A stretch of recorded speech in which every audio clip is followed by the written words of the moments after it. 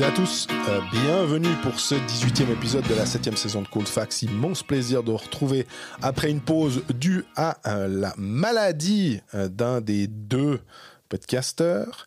On parle d'abord de Fribourg qui va très très bien sur les 10 derniers matchs. Ça roule avec Larsenberger et donc Fribourg peut viser le top 6. Après on parle des paris sportifs, on va en faire deux. On va parler des matchs de mercredi et des matchs de vendredi.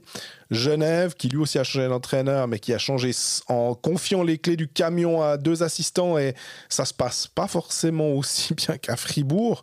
On le verra. On enchaîne après avec Bienne et Ajoie. Et Bienne qui finalement marche pas si mal que ça avec 4 victoires sur les 6 derniers matchs.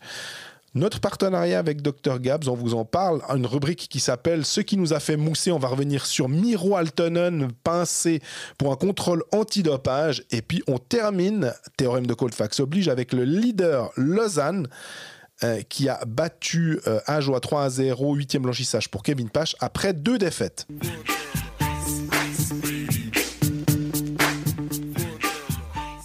Salut Greg. Salut Jean-Fred, comment ça va? Alors c'est moi normalement, la règle veut que ce soit presque toi qui dises, parce que Gérald dit salut Greg, mais c'est moi qui dois te demander comment tu vas.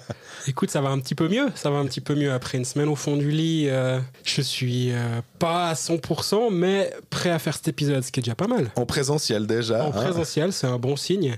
Je t'ai déjà entendu hier, parce que cet épisode sort mardi exceptionnellement, je t'ai entendu sur le plateau des pécalistes faire un super 2 minutes de pénalité j'allais dire à ta décharge, mais aussi parce que tu avais un super invité, parce que Gaëtan Haas, quel bonheur à part ça de l'avoir, je trouve, pour... Il donne quelque chose chaque fois. Il est toujours intéressant. Il est vraiment super, Gaëtan. Pour ceux qui n'ont pas vu l'émission, je pense que c'est un moment à voir parce qu'il parle bien, parce qu'il en a rien à foutre en fait. Il dit ce qu'il pense. C'est pas un politicien qui vient faire de la télé. Il est là, il dit ses trucs. Voilà, il dit ce qu'il pense. Il a même chanté, ce qui était assez inattendu, mais je pensais pas qu'il le ferait sur le challenge de Jenny Kneubuller dans la question subsidiaire après mes 2 minutes de pénalité. Non, Gaëtan Haas, c'est vraiment une bonne personne et je pense qu'il faut vraiment qu'il revienne au jeu un jour parce qu'il fait du bien aussi en zone mixte, il fait du bien aux interviews, il fait du bien sur la glace au HCBN, clairement. D'ailleurs, j'ai fait une grande interview avec lui qui va paraître mercredi matin aussi en marge des pécalistes. J'en ai profité de parler un quart d'heure avec lui de sa situation, comment il va, etc. Et puis ça fait plaisir d'avoir de ses nouvelles. Ça me fait penser, quand on a Gaëtan Haas, puis on dit chouette et drôle, ça me fait penser à notre interview de Tanner Richard quand on est à Riga il y a bientôt, il n'y a pas 2 ans, on va dire, en 2023, puis qu'on était en train de faire l'interview et lui il passe puis il dit Tetchou. Et ça a vraiment fait rire. C'est tout Gaëtan Haas qui vient, il sait que on va l'entendre, ça fait rire tout le monde. Et cette bonne humeur, j'ai appris la Welsh Mafia, là, je trouvais ça super. Bref, on a beaucoup parlé de Gaëtan, on va quand même commencer cet épisode, on parlera de Bienne plus tard. On a décidé qu'on commençait à parler de Fribourg, qui a une année 2025 qui vraiment est assez exemplaire depuis l'arrivée de Lars Leuenberger. On le disait en marge de cet épisode, je faisais juste les calculs pour savoir combien de points sur les 10 derniers matchs Fribourg avait récolté, et on est à 22 points. Fribourg qui est actuellement 7e, 40 matchs, 61 points, à 4 points de Cloten, qui a un match en plus. Donc, on le disait aussi, ça fait des années, ceux qui suivent Cold Facts savent que on dit que le classement après, qu'est-ce qu'on va dire, 25 matchs. En général, c'est à mi-championnat. Avant, quand il y en avait 50, il y en a 52. Mais 25-26 matchs, c'est très difficile d'avoir d'immenses variations.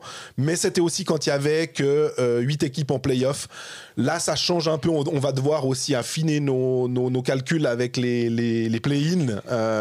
Mais en tout cas, ce que fait Fribourg en ce moment, c'est assez remarquable. Fribourg, ce que fait Fribourg est remarquable, tant offensivement que défensivement. D'ailleurs...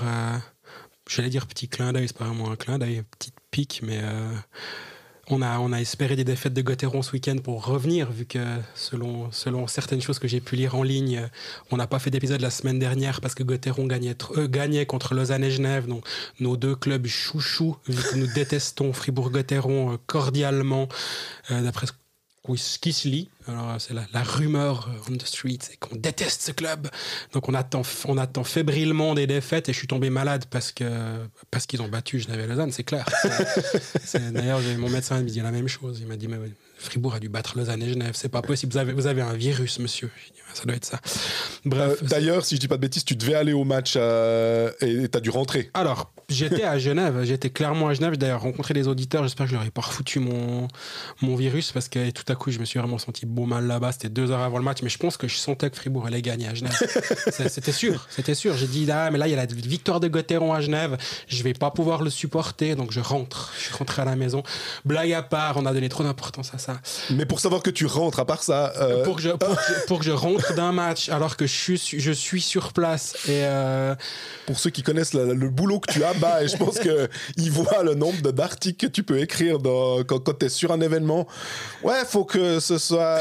Il y a un méchant virus qui traîne. Ouais, le retour de Genève jusqu'à la maison était un peu chaotique. Ouais. Ceci mis à part, bref, Fribourg sur les 10 derniers matchs est la meilleure équipe offensivement avec 2,74 expected goal par 60 minutes de jeu à 5,5.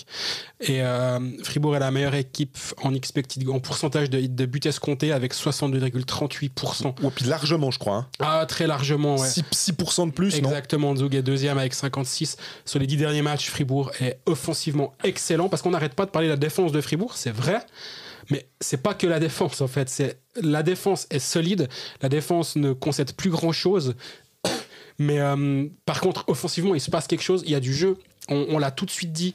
L'implication des défenseurs, elle est flagrante. Il y a un but de Streulet contre Lausanne. Moi, j'ai Souter en tête aussi, un match un peu avant. Où tu le vois, en fait... Il prend l'intervalle, il va se mettre de l'autre côté, il voit qu'il y a une ligne de passe, c'est Motet qui lui fait une super passe. Et Streulet, à deux moments, il aurait pu recevoir le puck de manière libre, soit dans le slot, soit après sur la gauche du gardien. Motet lui met une passe parfaite et il met haut du filet. Et ça, c'est juste parce que... Et moi, j'aime vraiment bien revenir sur cette phrase de Leuenberger quand je lui ai parlé à Davos. Durant la Coupe Spengler, il m'a dit, moi, je veux en zone offensive un chaos organisé. Et en fait, quand il parle de ce chaos organisé, c'est que c'est ces défenseurs qui vont sans cesse mettre du mouvement, qui vont permuter, qui vont aller derrière la cage, aller amener des surnombres à plein d'endroits différents durant une possession en zone offensive. Et c'est ce que Gauthieron faisait pas avant, ne créait pas de jeu en zone offensive parce que Gauthieron n'avait pas le puck en zone offensive. Maintenant, ils arrivent à avoir le puck en zone offensive et à le faire circuler, à le faire tourner. Et il y a des longues périodes de possession en zone offensive où tu fatigues la défense adverse. Et c'est aussi ça, c'est toujours plus facile et physiquement moins impliquant d'avoir le puck que de courir après le puck. Même si les efforts sont peut-être là également, psychologiquement, c'est beaucoup plus facile de faire courir l'adversaire, de créer des permutations, de mettre des efforts, mais pour quelque chose de créatif. Et les joueurs vont avoir beaucoup plus de facilité à le faire. Et là, tu vois, Sørensen-Wallmark, alors je vais faire le malin, mais il y a un mois, je les ai pris dans mon hockey manager les deux en me disant, mais là, c'est en train de tourner. Et là, ça redevient le duo qu'on a vu l'année dernière. Sørensen qui marque beaucoup, mais pas que. Wallmark, il est aussi efficace. Et le duo commence à nouveau à fonctionner. Et offensivement, à chaque fois qu'il rentre sur la glace, c'est dangereux. C'est vraiment impressionnant. Tu me fais penser à l'action du but décisif contre Berne. Je me suis demandé s'il y avait une petite faute de Sørensen. À la bande, mais ouais. Ma foi, après, pas vu, pas appris ou quoi que ce soit, ça s'équilibre sur les trucs. Peu importe, c'était juste pour penser à ça. Et ce qui est drôle, à part ça, on a parlé des défenseurs, on a évoqué Streulet, j'ai pensé à Souter, et puis on a le défenseur offensif suisse dont on devrait parler, où on pensait immédiatement, c'est Radgeb, est-ce qu'il revit sous Leuenberger finalement Moi je pense vraiment qu'il revit parce qu'il peut jouer son jeu, parce que Gauthieron a un jeu plus offensif, un jeu qui lui convient mieux. Et je pense, là où Lars Leuenberger est vraiment fort, c'est dans sa manière d'impliquer tout le monde dans son projet et de faire en sorte que chaque joueur ait un rôle qui lui convienne dans cette équipe. Et ça se remarque. Et moi, je trouve qu'il y a une cohérence dans cette équipe de Gauthieron qu'il n'y avait pas avant. Avant, j'avais un peu l'impression que tu avais la ligne de Sørensen et Wallmark où tu disais peut-être de temps en temps il va se passer un truc, on verra. On verra qui est le troisième sur la ligne. D'ailleurs, voilà. Ça a été Nicolet, ça a été Dort. Ça a été tout le monde. Je crois qu'il y a Béra qui allait une fois, les deux. Tout le monde a essayé. Et là, maintenant, justement, quand il y a eu Nicolet qui est venu avec... sous Leuenberger, ça permettait d'avoir un puzzle un peu plus cohérent. Tu as la ligne de Berchivet, Lilia, bref, peu importe, qui marche bien, même si elle n'est pas forcément ultra efficace. Elle produit du jeu. Du coup, tu te retrouves avec un Delarose qui se retrouve sur une troisième ligne. Et là, ça devient une équipe qui a du coffre. Quand tu as Delarose en centre de troisième ligne, tu dis, OK, cette équipe-là, j'aimerais pas la jouer en play-off parce que je pensais au match à Genève, justement, que j'ai quand même regardé en arrivant à la maison d'un œil. C'était typiquement l'exemple de dis-moi qui sont tes centres et je te dirai qui va gagner le match. Et à Genève, avec une équipe qui était affaiblie, certes, mais en plus, il manquait Maninen. Et en fait, tu regardes les colonnes de centre, tu dis, Gauthieron, on peut pas le perdre ce match. Et j'ai juste pas eu le réflexe d'aller sur mon compte de la Loro pour aller parier sur Fribourg ce soir-là. Mais ça semble évident quand tu après, le match, il était assez serré, hein, on est bien d'accord. Mais au final, quand tu as une équipe qui est cohérente, et chaque ligne semble avoir son rôle, chaque joueur semble avoir son rôle. Et on a même un Kylian Motet, même s'il n'est pas efficace, qui marque toujours pas de but, etc. De temps en temps, il arrive à avoir des matchs où offensivement il produit quelque chose, où il a un rôle qui lui convient, je sais pas, mais auquel il adhère. Et Lars Leuenberger, c'est quelqu'un qui a réussi à fédérer autour de lui une équipe.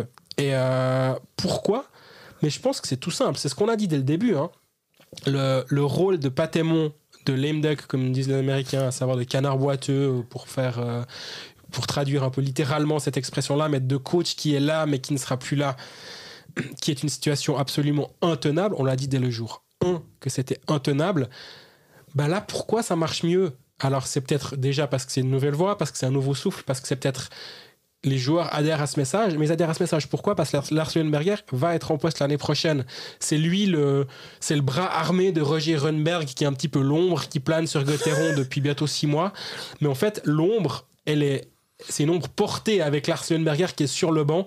Et si les joueurs jouent pour Leuenberger, ils jouent pour un coach qui va être là l'année prochaine. Et là, ça fait totalement sens. Et quand on disait durant tout le début de saison que ce qui se passait à Gauthieron c'était un bricolage pas possible, là ça n'en est plus.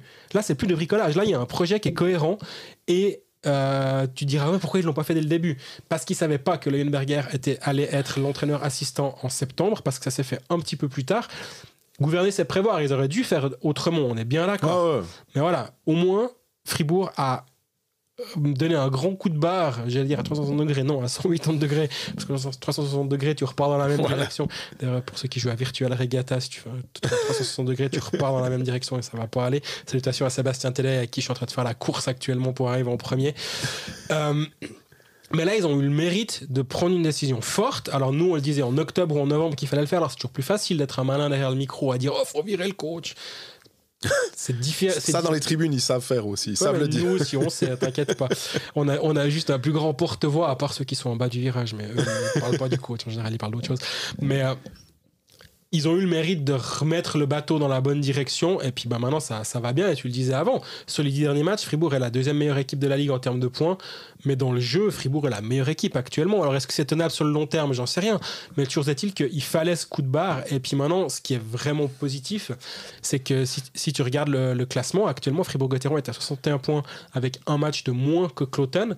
Cloton qui a pas mal de problèmes sur et hors glace actuellement, donc ça va être intéressant de voir comment l'épisode Altonen, on en reparlera un petit peu plus tard, va être digéré. Et petit clin d'œil à notre confrère Philippe Ducarreau, Fribourg qui commence à avoir 99 buts marqués et 100 buts encaissés. Et selon le théorème de Ducarreau qu'on salue, pour aller en playoff, il faut avoir un goal average positif. C'est ce Ouais. quand lui était monsieur hockey à la TSR et puis que nous on était messieurs suiveurs du hockey ados, on écoutait religieusement Philippe Ducarreau. Au bout d'un moment, on en revient à ça. Et Cloton a 109 buts marqués, 118 buts encaissés. Donc ils ont un goal average négatif. Est-ce que le théorème de Ducarreau va se réaliser une nouvelle fois? Et dans le même ordre d'idée, Bienne est aussi à moins 89 buts marqués, 90 encaissés. Il n'y a que 5 clubs d'ailleurs qui ont un goal average positif, et puis donc les 5 premiers. Et on a Langnau à un goal average neutre de 0,93. C'est assez drôle. À part ça, on a une question, on en a même plusieurs, mais elle est longue, donc ça te permettra de te reposer un petit peu la voix. C'est une question de Onyx22. Bonjour, j'espère que vous allez bien ce début d'année. Je me tourne vers vous afin de répondre à une question concernant l'attaque de Fribourg-Gotteron, notamment au niveau des statistiques. Depuis le changement d'entraîneur, les Fribourgeois sont quasiment tout le temps l'équipe qui tire le plus lors de leur match. Mais à la différence du début de saison où ils avaient tendance à shooter énormément mais sans forcément créer des actions dangereuses, j'ai l'impression que les occasions sont désormais de meilleure qualité avec le nouveau système mis en place par Lars Leuenberger. Or, l'efficacité n'est pas toujours au rendez-vous. Pour preuve, les 2 matchs perdus, vous voyez quand est-ce qu'il a été, la question a été posée, au-delà du temps réglementaire la semaine dernière, dominé par les Dragons, et la petite victoire au niveau du score du moins face à Genève. Qu'en est-il au niveau des statistiques? Est-ce juste une impression visuelle ou le jeu des Dragons est-il réellement plus dangereux? Et dans le même contexte, doit-on s'attendre à une augmentation de la production offensive ou du moins une augmentation du taux de conversion des gâchettes fribourgeoises? J'espère que ma question est claire et pertinente. Mille merci pour votre podcast, c'est toujours un plaisir de vous entendre ici ou de vous lire sur vos médias respectifs. Merci beaucoup d'ailleurs déjà, et elle est à la fois intéressante et pertinente la question. Oui, moi je pense que c'est flagrant en fait, et là je m'appuie pas sur des statistiques mais bêtement sur ce qu'on voit. On fait exactement la même observation que lui. Fribourg tire certes plus mais tire de manière plus décisive, j'ai l'impression, et aussi Fribourg va plus au filet, et c'est là où justement l'exemple d'un Kevin Nicolet, et je peux imaginer que Lars Leuenberger l'utilise aussi dans ce sens-là, de promouvoir ce Kevin Nicolet qui est allé à l'aile des 2 Suédois pendant quelques matchs avant le retour de Sandro Schmidt. Il y a un but de Fribourg, mais malheureusement j'ai vu beaucoup de matchs cette dernière semaine, mais je commence un peu à les mélanger, où Kevin Nicolet vient se planter devant le gardien et au dernier moment s'écarte, et ça donne un écran décisif. Et ça c'est des petites choses qui font que avant aussi le tir avait lieu au même moment, etc., mais de manière moins décisive parce qu'il y avait moins cette volonté d'aller au filet. Et j'ai vraiment l'impression que sous Lars Leuenberger il y a plus cette envie-là. Et est-ce que c'est une question de système? Est-ce que c'est une question de mental des joueurs qui ont plus envie? Est-ce que c'est bien qu'un joueur ait plus envie sous un coach que sous un autre? Malheureusement non, parce qu'au bout d'un moment tu es censé jouer pour le coach qui est en place, mais il suffit de voir que ce qui se passe à Rapperswil aussi depuis le départ de Edlund, et je pense pas qu'Edlund est un mauvais coach. Ah non. Ça se passe bien, malheureusement. Est-ce qu'à un moment, t'as un discours qui percute pas, et on en revient à cette histoire de lame duck. J'allais dire, on en revient aussi à Genève, finalement, où le discours, quand tu mets les assistants, mais on en parlera peut-être plus tard. On en parlera plus tard, mais effectivement, là, il y a eu un changement radical. Il y a eu un coach qui est arrivé aussi fort de l'expérience des derniers mois, qui a pu dire voilà, j'ai vu ce qui n'a pas fonctionné, moi j'arrive dans le vestiaire puis je vais montrer aux joueurs, ok, voilà, ça et ça ne va pas, je vois que vous n'aimez pas jouer comme ça. Et ça c'est aussi une chose, on comprenait le discours de Patémon au début de saison où il disait les gars sont arrivés cramés en play-off l'année dernière, le jeu de Christian Dubé était trop demandant physiquement, nous on va attendre en zone neutre, je caricature mais il l'a dit, c'était son discours. On va davantage attendre en zone neutre plutôt que d'aller faire un pressing sur toute la glace. Là il se passe l'inverse, c'est que le pressing fribourgeois est beaucoup plus efficace actuellement. Ils vont forechecker, ils vont chercher l'équipe adverse et qui aura de la peine à sortir, et ça fonctionne, et tu récupères des pucks. Regarde le but de Julien Sprunger, alors oui, sa feinte il l'a pas admis, mais on va pas se mentir, c'est pas volontaire. La feinte sur Robert Mayer où il veut faire son move, il perd le puck mais voilà, le puck continue sa direction dans le but. S'il veut le faire, non, il veut pas le faire. On va pas se mentir, il veut pas le faire. Mais ça vient d'un forechecking. Alors ça vient d'une passe foirée de Lennström, on est bien d'accord. C'est lui qui rate sa relance. Mais Sprunger est là. Si Sprunger est à la ligne bleue à attendre la ligne bleue offensive, pas sa propre ligne bleue, mais la ligne bleue de Genève, à attendre de voir quel move va faire Genève et réagir. Tu lui laisses de l'espace. Il va pas faire cette mauvaise passe-là. Et oui, je pense que Fribourg joue beaucoup plus avec le puck en zone offensive parce que Fribourg a plus le puck. Mais pourquoi ? Parce qu'ils vont plus déranger Genève Servette et les autres clubs, mais en l'occurrence c'est Genève Servette, à la relance et donc se créer davantage de chances. Et au final, est-ce que c'est vraiment moins demandant physiquement ? Je suis pas sûr parce que un des points aussi sur lequel on n'a pas insisté pour l'instant, moi ce que j'aime beaucoup chez Lars Leuenberger, c'est que peu importe l'état du score, il va continuer à jouer sur ses 4 lignes, le temps de jeu va être bien équilibré. Oui.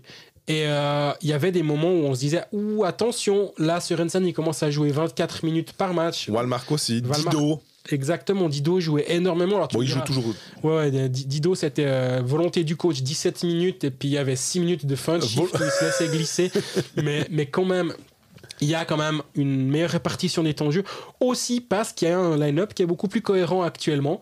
Et donc, oui, peut-être tu as un jeu qui est par shift plus demandant, mais par contre si tu joues 3 minutes de moins par match, finalement ça va peut-être équilibrer aussi la demande physique.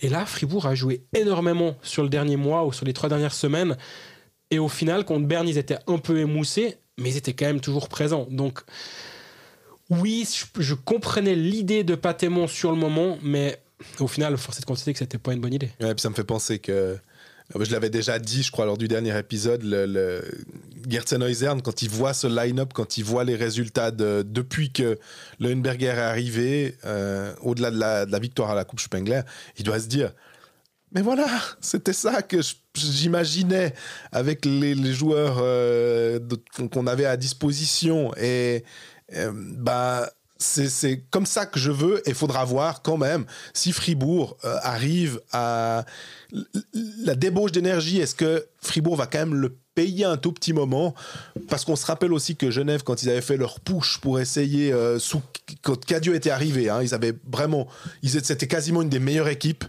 en 2022 ou 21 là, ça allait vraiment dans le bon sens de nouveau, mais il avait fallu quand même attendre la saison d'après pour que tout se mette véritablement en place. Donc on verra. La nuance près, c'est que là il reste 12 matchs de cette saison régulière, il reste un mois complet, et en fait le move de changer de coach a été fait suffisamment tôt. Fribourg là maintenant s'est remis dans la course. Bon, puis il y a moins de points de retard aussi, c'était ça. Exactement. Et finalement avec le play-in, Fribourg s'est mis en position idéale pour au minimum pouvoir se qualifier pour les playoffs en 2 matchs, voire mieux. Il y a encore Cloton à aller chercher bien sûr, mais il y a moins cet aspect, il va falloir cravacher jusqu'à la dernière journée pour rattraper le train. Là, Fribourg est dans le train, en fait. Donc, il n'y a plus besoin de courir après. Et donc, je peux imaginer que Fribourg sera peut-être juste dans de meilleures conditions, n'aura pas besoin d'être émoussé en arrivant en play-off. On a encore 2 questions concernant Fribourg. On fait long sur Fribourg. Après, on va croire qu'on aime bien Fribourg. Petite question pour Greg, étant donné que c'est lui qui a lancé le pavé dans la mare. Qu'en est-il de Michael Kapla, annoncé à Gauthieron? Nemeth a été officialisé peu de temps après votre annonce, et Kapla, plus de nouvelles. Merci pour le retour, à belle journée. Merci pour l'émission, c'est toujours un plaisir de vous écouter. C'est Cédric Ullmann. Alors, selon mes infos, il n'y a toujours rien qui a changé. Au moment où je l'ai écrit, ça me semble être proche de se faire. Peu après mon annonce, il se blesse et il manque quelques matchs. Donc, est-ce que c'était lié à ça ?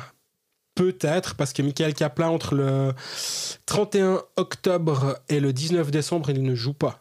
Donc là, il y a 1 mois et demi où il est absent. C'est peut-être lié. Peut-être que c'est lié à d'autres choses. C'est toujours la même chose. Quand tu signes un joueur, à un moment, si tu décides que d'un côté ou de l'autre, le contrat pour une raison ou pour une autre peut être annulé, ça peut arriver. C'est rare. C'est clairement rare, mais ça peut arriver. Moi, j'ai aucune indication qui me fait penser que Kaplan ne va pas venir à Fribourg. Dernière question, Yves Braillet, et j'aime pas trop parce que on parle de gens qui ont dit quelque chose et on nous fait finalement réagir sur ce que des confrères ont dit, ce qui est des fois assez délicat.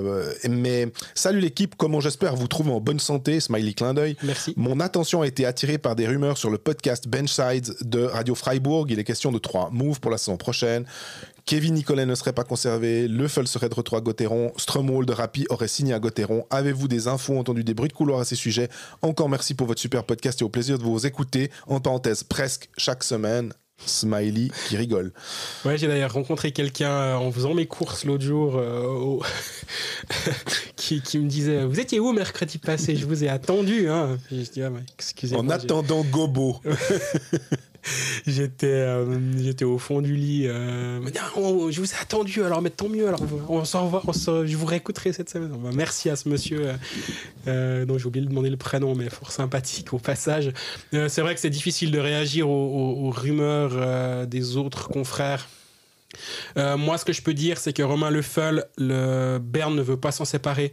C'est un autre club qui a fait le forcing, je ne sais pas lequel. Son agent, j'ai parlé avec Gaëtan Voisard, qui a également parlé avec mes collègues de Zurich, et il a dit la même chose à eux et à moi. Donc je pense que c'était du on auprès de moi également, où il dit il y a eu une demande d'un autre club qui était intéressé, mais je sais pas qui. Apparemment Berne ne veut pas s'en séparer, il y a rien. D'ailleurs, je suis étonné que tu m'en parles encore, parce que c'était il y a un mois cette connerie. Maintenant il m'a pas dit cette connerie, mais c'était il y a un mois. Je crois que c'est bon, on est passé à autre chose. Ça c'était le Standardinge il y a 2 semaines, ou il y a 1 semaine et demie avant que je tombe malade. Donc je pense qu'il n'y a rien qui a changé là derrière. Strumwall, il y a eu... Parce qu'il a encore un contrat, si je dis pas de bêtises. Après.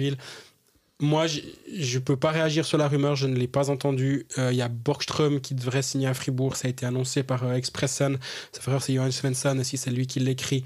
Ça va à l'encontre de ce que j'ai dit avant, parce que j'allais dire, c'est comme quand Klaus Zaug annonce un truc, on reparlera du Galant après. Quand Expressen annonce un truc, Expressen dit juste j'ai la confirmation que Borgström va venir à Fribourg-Gotteron. Donc il n'y a pas de raison que Gotteron parte avec 7 étrangers. Et si Gotteron part avec 7 étrangers, ce ne sera pas avec Strumwall comme 7e. Maintenant, je vous mets au défi de regarder Malte Strumwall la prochaine fois que vous le regardez jouer. Et vous comptez le nombre de fois où il se rapproche à moins de 5 mètres de son gardien. Je pense que Strumwall, à la fin du match, il ne sait jamais quel était le nom du gardien qui était devant le filet de Rapperswil. Je suis pas sûr que ce soit le type de joueur qui faille pour gagner des... Ou que Rundberg apprécie. Ça, je peux pas en parler. Par contre, je suis pas sûr que ce soit le genre de joueur qui t'aide à gagner des championnats. Il t'aidera à gagner des matchs, il t'aidera à gagner des rangs à hockey manager, il t'aidera à beaucoup de choses. Mais Malte Strumwall, je pense que si tu fais une analyse globale de ce joueur, j'ai quelques réserves. Donc je suis pas persuadé que Fribourg soit intéressé par ce joueur. Je peux totalement me tromper, j'ai pas l'info. Kevin Nicolet pas prolongé, moi j'y crois pas une seule seconde. Ouais, ça me paraît bizarre. Pour moi ça n'a... Je remets pas en question les infos des confrères, ils ont peut-être raison et moi j'ai tort, ça peut tout à fait arriver. C'est pas mon info, c'est leur info. J'ai pas écouté dans quel contexte ça a été dit, parce que Benchside est un podcast en allemand. C'est des journalistes qui sont proches de Fribourg-Gotteron, très proches de Fribourg-Gotteron. Ils ont des bonnes infos aussi de temps en temps, donc jamais je vais dire qu'ils disent des bêtises. D'ailleurs, ils ont annoncé que Franzen allait être l'assistant de Fribourg-Gotteron l'année prochaine, c'est juste, ça va se faire. Donc, preuve qu'ils disent pas que j'estime ce qu'ils disent. Mais Nicolet qui ne prolonge pas à Fribourg, ça me semblerait aller à l'encontre de tout ce que dit Fribourg depuis 12 mois. Donc, pour moi, j'y crois pas une seule seconde. Jouer sport, un jeu de la loterie romande. On passe au pari sportif. Et une fois n'est pas coutume, on va parier sur les matchs du mercredi et du jeudi aussi. Aussi, exactement. Vu qu'on a 3 matchs, on a Ambry-Ajoie, Berne-Lausanne mercredi soir et on a Lugano-Servette jeudi soir. Je pense que le Lugano-Servette, il y aurait match nul, mais je crois pas qu'on peut parier de la qualité du match. Parce que moi, je mettrais match nul. Alors, Lugano, ça permet juste de rappeler qu'ils ont été chercher Uwe Krupp comme remplaçant de Gianni Nazzi. En parlant de... Krupp a mis ses fesses sur le banc de Luganais au passage. À part ça, c'était tardif. Hein. On a parlé des changements de coach à Genève, on a parlé des changements de coach à Fribourg, tu as mentionné aussi Rapperswil. Lugano, ça faisait quand même un bout, et là la situation elle est encore nettement plus problématique que qu'à Fribourg finalement. Qu'est-ce que c'était tardif. Mais Lugano maintenant a 9 points de retard sur la 10e place. Ouais. Alors ils ont gagné contre Davos 6-3 avec Carr et Arcobello qui nous ont fait 4 et 5 points. Voilà. Et puis après, par contre, évidemment, tu joues contre Zurich, puis tu tombes contre le champion en titre qui sait jouer au hockey. Puis c'est 4-1 pour Zurich. Donc, tu peux pas non plus espérer enchaîner des tas de victoires à la DER comme ça. C'est pour ça que je me dis, ce Lugano-Genève, le 7-3 encaissé par Genève, à Rapperswil fait quand même assez mal. Genève qui n'aura toujours pas Maninen, on en reparlera aussi dans la section où on parle de Genève. Dur à parier, quoi. Ouais, est-ce que tu te dis il y aura beaucoup de buts, hein, plus de 5 buts et demi à 1,85? Je pourrais partir là-dessus, ouais. Ça peut, mais en même temps, Genève, un match, ils font une belle performance défensive. Ils gagnent 2-0 contre Cloton, ils laissent pas grand-chose, puis le lendemain, ils vont ouvrir les vannes à Rapperswil, ils en prennent 7, donc c'est difficile. Lugano à la maison, ça peut s'emballer.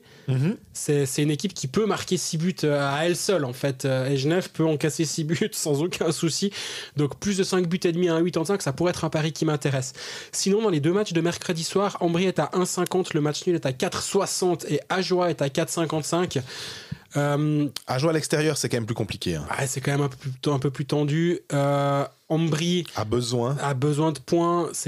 Moi, je partirais plutôt sur Ambry, voire Ambry avec handicap. Ouais. Ambry est à 1,50 et si tu prends le handicap -1, ce qui veut dire que Ambry doit gagner avec plus d'un but d'écart, ça fait 1,90 pour Ambry. Ouais. Mais c'est difficile de jouer contre Ajoie quand même. Hein. Oh oui, absolument. C'est possible. Alors, avant, je pense qu'il y a quelques années, on aurait pu dire on prend le handicap facile, tranquille. Là, je suis nettement plus sceptique. Et puis, alors, Berne-Lausanne, dans le genre compliqué à parier, même si Berne n'est pas exceptionnel en ce moment. Hein. Il reste sur 4 défaites consécutives. Berne, c'est une solide équipe. Hein. 2,15 à la maison, 3,80 le match nul et Lausanne à 2,65. 2,65 finalement pour un Lausanne qui a repris un peu le cours après 2 défaites en battant certes Ajoie mais à domicile, etc. Voir si Suomela et Rochette sont de retour, ça peut quand même aussi changer la donne. Mais 2,65, la cote est peut-être un petit peu haute, suivant comment. Lausanne, c'est un peu haut. Je suis de ton avis, à 2,65. Moi, je pense que c'est le pari qui pourrait m'intéresser. C'est de miser la victoire lausannoise à Berne. Surtout, Lausanne doit un peu enchaîner, justement. Il y a eu la semaine passée, alors, coup d'arrêt, c'est un bien grand mot, mais il y a quand même eu ces 2 défaites. On en reparlera un petit peu plus tard. Il n'y a pas le feu à la maison non plus. Mais tu te dis, si Berne veut... si Lausanne veut continuer d'aller de l'avant, assurer cette place dans le top 2, parce que c'est quand même l'idée pour Lausanne maintenant, c'est de viser le top 2 pour jouer une des équipes du play-in au premier tour des playoffs. C'est une phrase compliquée, ça. Il faut commencer à aller gagner des points. Berne, c'est un candidat, un concurrent direct. Il y a ce back-to-back. Lausanne joue à la maison contre ce même adversaire le vendredi. D'ailleurs, on va en parler vu qu'on y est. Ouais. On va également parier sur les matchs de vendredi. Alors, les codes ne sont pas encore sortis, mais Fribourg-Langnau, Cloton-Ajoie, Lausanne-Berne, Zug-Ambry et Zurich-Bienne. Et moi, je pense que ce que je vais faire, c'est que ce qui se passe à Berne-Lausanne, je joue le vainqueur inverse dans l'autre. Exactement. L'idée serait peut-être que si tu penses que Lausanne... Lausanne est fort à la maison. Hein, c'est aussi ça le problème. C'est que à la rigueur... il faudrait presque que Berne gagne à la maison pour que tu te dises dans Lausanne, ils vont pas la laisser échapper à domicile derrière. Mais vu ce que tu disais avant, la cote trop haute peut-être de Lausanne, c'est difficile. Cloton-Ajoie, je pense que la cote, de nouveau... Il faudra prendre du handicap sur Cloton parce que...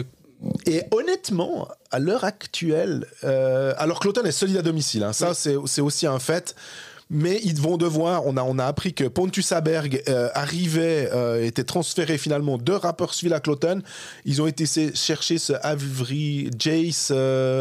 Check. Ouais, un nom pas possible. Pour remplacer Altonen. Donc, il va falloir intégrer ces joueurs-là pour eux. Et ils sont, on disait à la limite, hein, ils sont 6e. Là, ils sont au point de rupture, Cloton. Hein. Il leur reste 11 matchs. Ils doivent, s'ils en gagnent, allez. C'est eux qui ont le plus, ouais. S'ils en gagnent 6, ça devrait le faire, mais...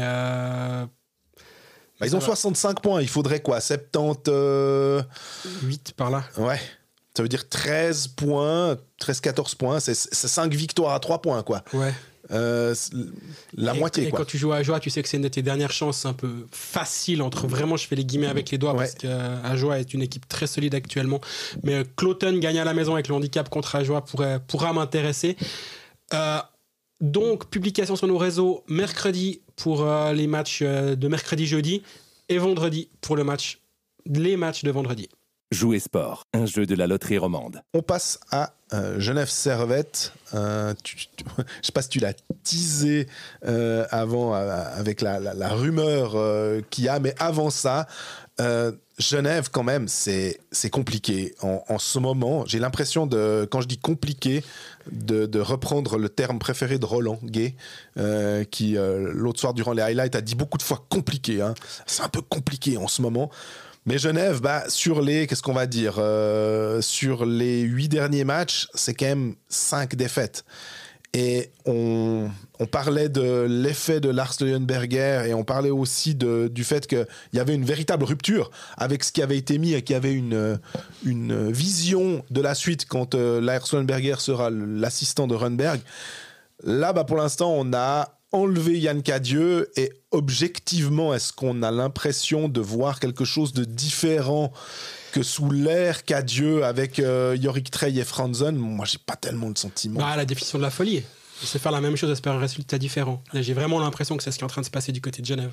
On fait la même chose, on met les assistants à la place, on dit voilà, vous étiez à gauche et à droite de Yann Cadieux, maintenant vous allez les deux tenir un peu cette barre, puis dans la même direction, puis on espère que le vestiaire va aller de l'avant et va nous sauver. Les joueurs, on espère que les joueurs, eux, vont avoir une prise de conscience.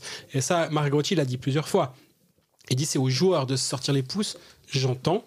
Je pense qu'il n'a pas tort sur le fond. Je pense que ce qui se passe sur la glace, c'est, j'allais dire, indigne. Et c'est un mot un peu excessif. Ouais. Mais par rapport au contingent. Si on parle de hockey sur glace et si on met dans ce contexte-là, oui, c'est indigne du contingent de Genève Servette qui se passe cette saison. Et oui, il y a des joueurs qui sont largement en dessous de ce qu'ils devraient faire. C'est un fait. Et j'entends que Margotti dise, mais attendez les gars, c'est lui qui paye les salaires à la fin du mois. Alors pas avec son compte en banque certes, mais c'est quand même lui qui sait qui est payé quoi dans ce vestiaire et qui est censé être un leader en fonction de ce qu'il est payé, où il a mis son argent pour tirer l'équipe vers l'avant, et il voit que ces joueurs ne le font pas. Donc j'entends qu'ils disent, gars, vous vous foutez de moi, c'est à vous de vous sortir les pouces. Maintenant, le duo Trey Franzen, malheureusement, ça, je n'ai pas vu les effets, c'est clair. En même temps, est-ce que Yorick Trey a les épaules pour être l'entraîneur assistant de cette équipe ? Je me pose la question, et il n'est pas l'entraîneur principal de cette équipe. Ouais. Et il l'est pas dans les faits. Ils sont co-entraîneur principal avec Richard Franzen. On parle beaucoup de lui parce qu'il est francophone, je pense. Et aussi parce qu'il était là au début, alors que Franzen était en Amérique du Nord avec l'équipe de Suisse M20. Je pense que c'est Trey qui attire un peu plus la lumière parce qu'à l'interview, on va plus facilement prendre Trey que Franzen. Logique. Parce que on va lui parler dans la même langue. Mais à force, d'ailleurs, j'ai pas l'impression que Trey soit quelqu'un qui... On aime bien parler un peu de l'envers du décor. J'ai pas l'impression que Trey soit quelqu'un qui aime bien l'exercice médiatique. Alors, c'est drôle. On ne s'est absolument pas concerté. Pour te dire, je voulais juste revenir un tout petit peu là-dessus. Après le match de Champions League contre Zurich, perdu 6-1, donc c'est clair que c'était pas une solution facile, mais on a un de nos confrères qui vient pour... c'est plus SportsCenter maintenant, c'était pour les gratuits. Pour le matin et 20 minutes. Voilà, qui pose une question, alors totalement normale. Il n'y a pas de question bête, on a le droit de poser des questions.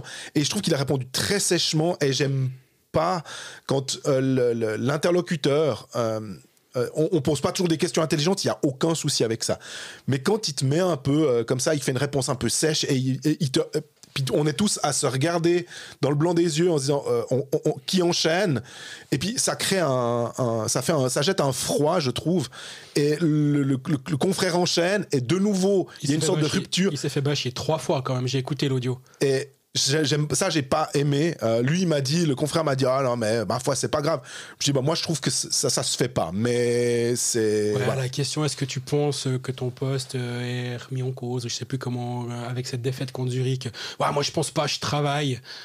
Ouais, écoute, ton équipe vient de prendre une secouée par Zurich. Enfin, calme-toi un peu, quoi.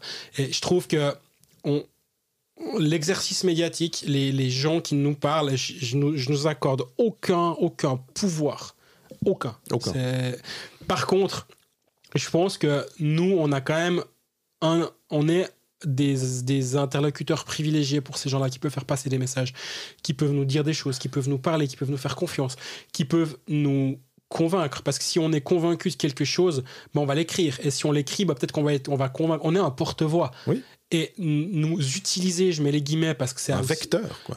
Oui, c'est ça, c'est notre rôle. Et c'était l'une des dernières interviews de Yannick Perrat qui disait, mais moi je suis juste un pont entre un événement et une personne qui va nous écouter, c'est tout. Et absolument. En fait, c'est exactement ça, nous on est un pont.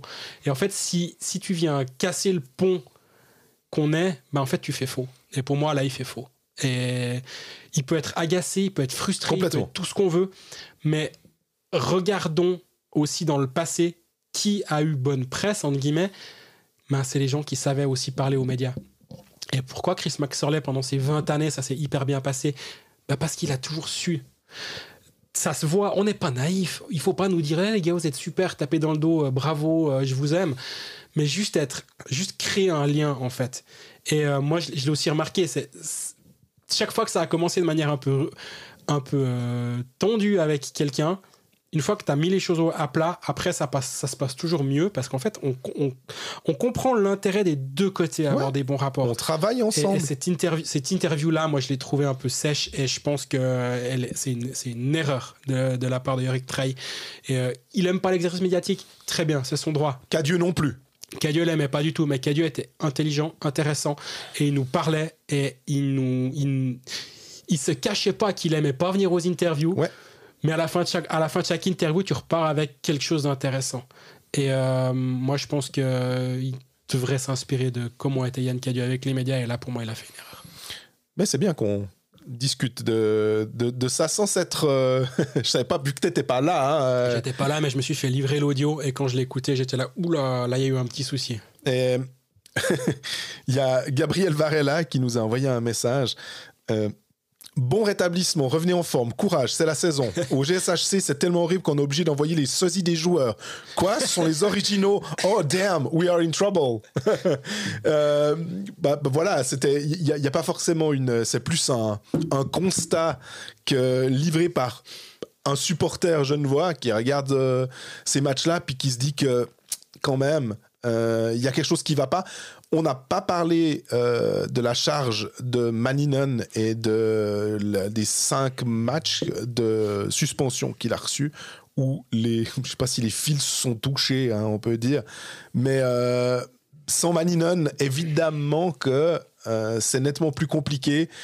Timashov qui essaye, il a fait une jolie passe, je crois à Granlund là, sur un des buts, mais c'est clairement pas suffisant, et quand Maninen manque, c'est clairement tout Genève Servette qui tousse. Ouais.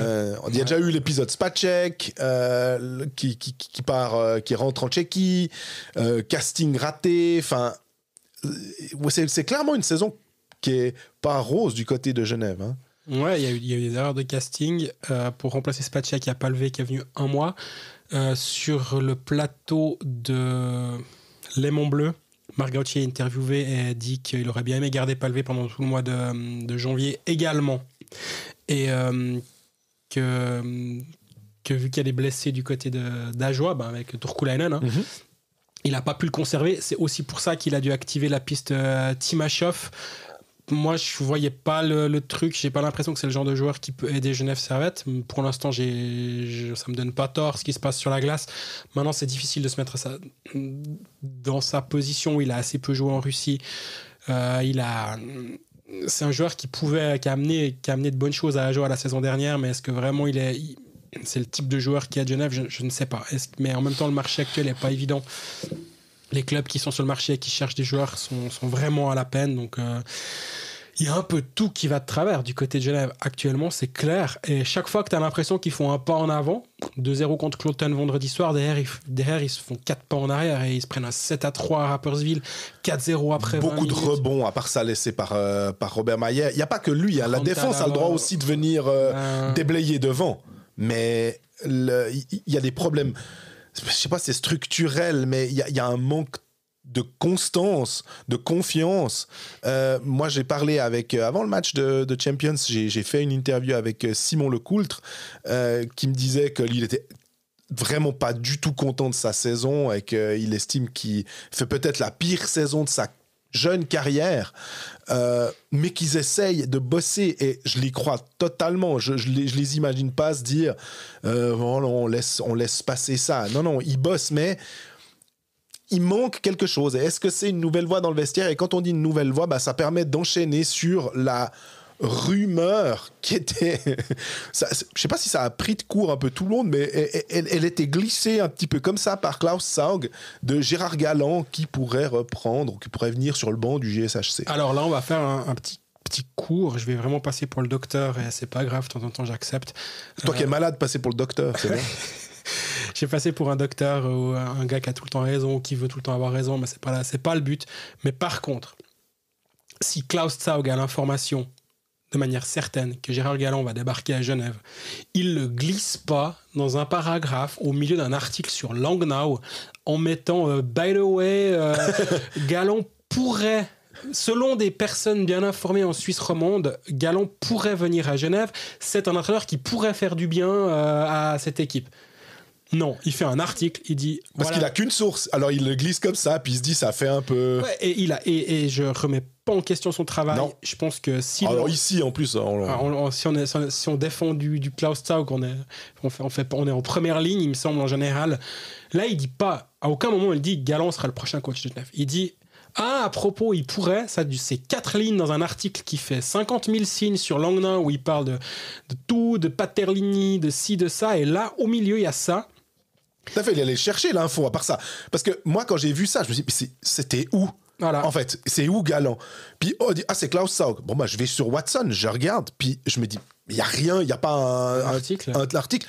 Bon, je prends le dernier. Et c'était l'article de Langnau, et c'est là que j'ai lu le truc, puis je dis, ah, ok, ah ouais. Voilà comment nous, on a fonctionné en interne pour donner un petit coup d'œil derrière le rideau. Moi, j'ai dit, ok, on peut préparer l'article. Gérard Galland débarque à Genève. Pour le moment où Genève l'actualise, on sera prêt, on met Galland, on peut faire ça, mais on ne reprend pas ça. Parce que si c'était une info qui digne d'une reprise, je dis pas qu'on a eu raison, peut-être qu'on aurait dû le faire. Et puis que ça... Mais c'est intéressant d'expliquer. Et peut-être qu'on aurait dû le faire quand même, puis dire, selon Watson, en général bien informé, il pourrait. Mais là, je me suis dit, la source, elle est pas assez intéressante, pas assez péremptoire ou pas assez... La source, tu dis aussi, en général, te connaissant, c'est 2 voire 3 pour être sûr du truc. Mais voilà, puis après, moi j'ai essayé de me renseigner. On m'a dit, écoute, je crois pas qu'il va se passer un truc à Genève. On est là, c'était il y a quoi? Il y a peut-être une semaine à peu près. Une semaine, c'était jeudi passé, je crois. Il y a toujours rien maintenant, donc. Et de ce que je crois savoir, il y aura pas Gérard Galland à Genève. Alors il se trouve que 9 fois sur 10, les agrégateurs ont raison d'agréger parce que ça va se faire et donc ils font leur trafic. Il était à la Coupe Spengler, on est d'accord. Il était entraîneur du Team Canada à la Coupe Spengler. Ils font le trafic sur le dos de ceux qui travaillent, les agrégateurs habituels, et tant mieux pour eux. Là, en l'occurrence, je pense que c'est là où, justement, des fois, il faut peut-être un peu juste prendre un petit pas de recul et puis dire, est-ce que vraiment on est sûr que c'était digne d'une reprise, ça? Bon, c'est une rumeur. Après, je peux totalement comprendre l'agrégateur qui dit rumeur, Galland à Genève, point d'interrogation, selon Klaus Saug. C'est la différence entre l'agrégateur et nous, en termes de... Alors en plus, à l'agence, nous, c'est vraiment quand c'est officiel. On peut pas commencer à se permettre de mettre une rumeur. Ou si c'est une rumeur, ou si c'est un truc qui est selon Blick, si tu veux, ou selon un média où c'est... T'as entendu, tu sais que c'est quasiment ça, mais t'attends juste d'avoir une sorte de... la confirmation du club, tu peux le mettre, puis après tu retires le selon en disant que c'est officiel. C'est pour ça que je trouve que l'agrégateur a sa place aussi, mais en tant que média, de dire non, attendez, nous on veut juste être certain. Voilà. Et si on réfléchit de manière, cette histoire de Galland, peu importe, que ce soit lui ou un autre. La situation de Genève actuellement est la suivante. Ils ont un binôme intérimaire jusqu'en fin de saison qui a été annoncé comme tel. Ça veut dire que Gauchi a tout de suite été très clair. Il a dit on va aller comme ça. L'idée, ce serait d'aller au bout de saison avec ces deux-là, mais on ne sait pas. Ok. Mais Gauchi, je veux dire, il réfléchit aussi au-delà du 1er mars et de la fin de la saison régulière. Il réfléchit à la saison prochaine, à la saison d'après, si ça se trouve. Quel est son plan ? Est-ce qu'il regarde ce qui s'est passé avec Fribourg? Pour signer un entraîneur comme Roger Rönnberg, il faut s'y prendre sacrément tôt. Si tu veux un entraîneur de ce calibre-là, peut-être c'est pas évident de le signer maintenant. Donc peut-être qu'il a un plan en se disant j'aimerais bien que ça fonctionne avec ces deux-là. Et par contre, si tu signes un Galland, il va pas venir pour 3 mois. Non. Il va vouloir une assurance à long terme. Et il faut être un peu désespéré pour accepter un poste de 3 mois où t'as tout à perdre. Et quand t'es Gérard Galland, t'es pas désespéré. Ah non, ni financièrement, ni en termes de réputation, t'as tout à perdre en fait. Complètement. Donc, est-ce que vraiment Genève veut se... Il y a Zurich d'ailleurs. Est-ce que Marco Bayer va... Est-ce que Genève veut vraiment s'engager à moyen terme avec Gérard Galland? Je pense que Gauchi a un plan derrière la tête, je ne sais pas lequel, mais moi c'est aussi là où ça m'étonne, c'est que je me dis mais en fait Galland jusqu'en fin de saison ça fait aucun sens, donc ça veut dire qu'il reviendrait pour la saison prochaine voire celle d'après, et j'ai l'impression que Gauchi a quelque chose d'autre derrière la tête, donc c'est aussi pour ça que pour moi ça se passe pas. Maintenant on fait les malins, peut-être que 2 heures après l'enregistrement de cet épisode on apprendra que Galland a signé à Genève, et peut-être que cette rumeur là va se confirmer.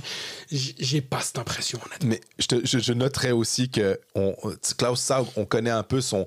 C'est pas qu'il a un biais Emmentaler, mais c'est un journaliste bernois qui est plutôt du coin là-bas, et on a Langnau qui est 10e avec 54 points, 40 matchs, et juste derrière avec 38 matchs, 50 points, on a Genève. Donc si on peut créer un petit aussi... je sais pas, mais c'est amusant de voir ça.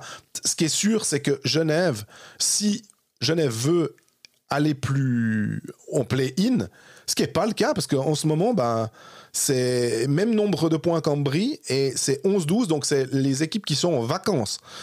Et tu as Lugano avec le même nombre de matchs, 5 points derrière, qui va aussi essayer de cravacher pour pas jouer le barrage ou le play-out. Donc, Genève doit regarder, certes, devant lui, mais ne peut pas nier qu'il doit regarder aussi derrière. Et les 2 matchs de retard, les 2 matchs à jouer en plus que Langnau, c'est vraiment positif. Langnau qui avait une série de 6 défaites, heureusement, ils ont pu regagner le dernier match pour se donner un tout petit peu d'air. Mais c'est chaud. Tu veux une stat marrante? Oui, je veux toujours une stat. Sur les 14 derniers matchs à jouer par Genève Servette, il y en a 3 contre un adversaire. C'est qui? C'est Langnau ou bien... Non, c'est Lugano. Ah ouais. Il y a 3 Lugano et Genève d'ici la fin de saison sur les 14 derniers matchs. Dont un jeudi. Dont un jeudi où je serai. À la base, je pensais me ménager, mais ce Lugano-Genève, à mon avis, le choc des ambulances, c'est pas des ambulances, là, c'est des convois funéraires, vaut la peine, à mon avis. Et je pense qu'il va se passer des trucs marrants ce soir-là. Donc je vais prendre mon bâton de pèlerin et je vais me rendre au Tessin, je vais pas m'en plaindre. Mais 3 Lugano-Genève. Et donc il y a 9 points à distribuer entre les deux. L'équipe qui sortira avec le plus de points de ce triple affrontement aura fait un bon pas vers le play-in.